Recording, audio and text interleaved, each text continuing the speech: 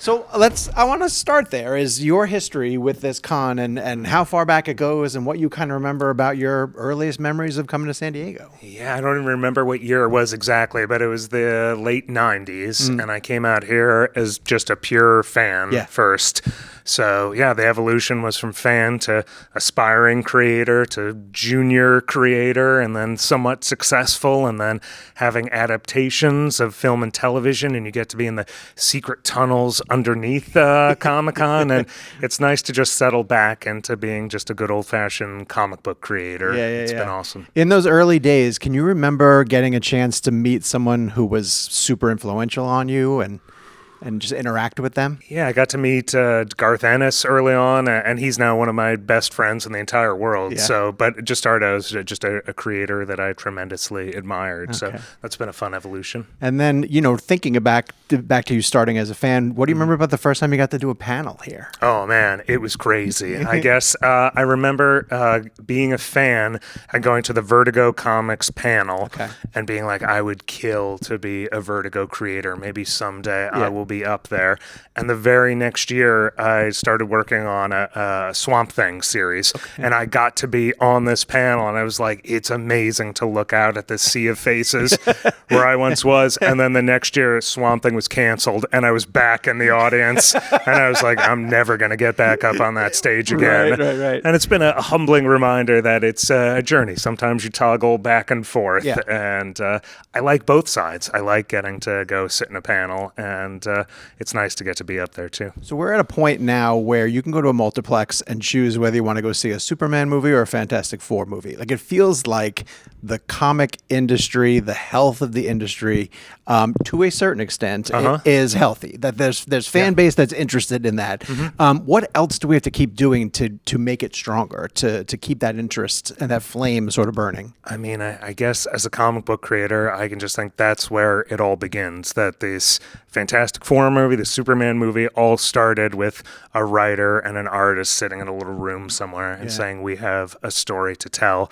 And it's so cool that it's evolved into this epic thing that's shared by the world. But it really does start with writers and artists. So I think it is, a continuation of doing great new original comics. That it's important to have new Batman stories, to have new Spider-Man stories, but the most important thing is to keep creating brand new things. And it's really much easier to make a new comic book than it is to try and tell a whole new story in film or television.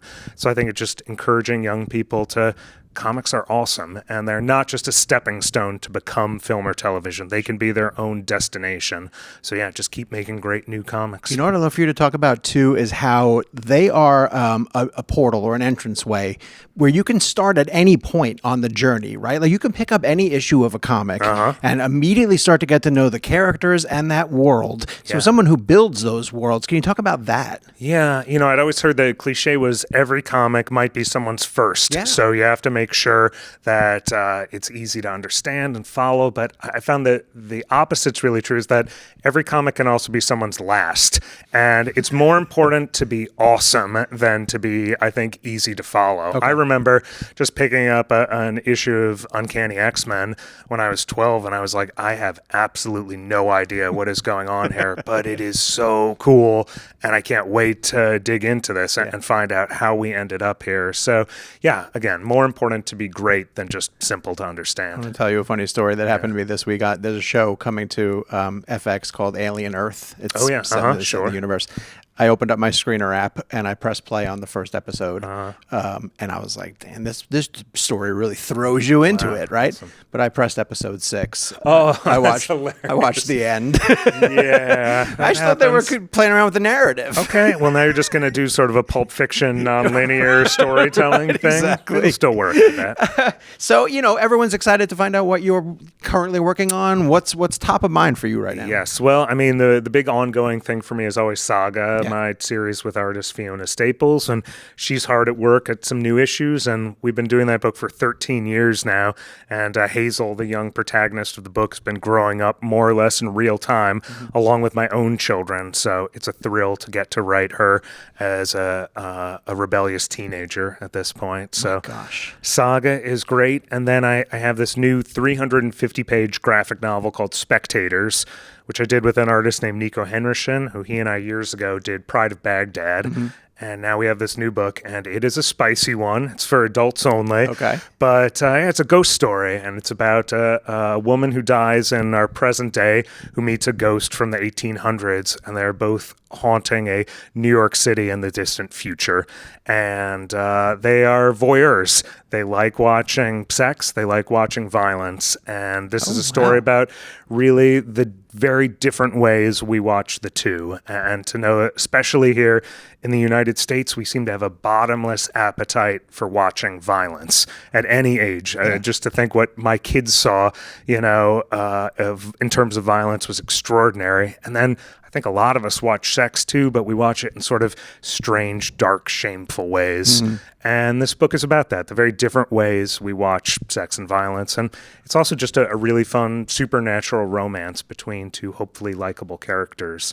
But I've never done something of this scope, that it's so big and it's meant to be read in one sitting. So if you're on a cross-country flight, I hope you will pick it up. You'll have to read it carefully maybe, so the person sitting next to you doesn't see all the naughty bits in it, but I'm really, really proud of it. Are there other genres that you haven't tried yet that you would kind of want to dabble in? Yeah, sure. Anything. I love superheroes growing up, but it was fun to get to do sci-fi fantasy like Saga, to do a sort of more grounded dystopian story with Y the Last Man. So I guess for me it is, can I do something that feels as different from the last book that I did? Right. And I'm definitely not ready to announce it yet, but I'm working on my next ongoing series with an incredible artist. And I'm just looking forward. I'm a comic book lifer. I'm lucky enough to get to do some film and television, but that always feels like the side hustle. For me, it is comic.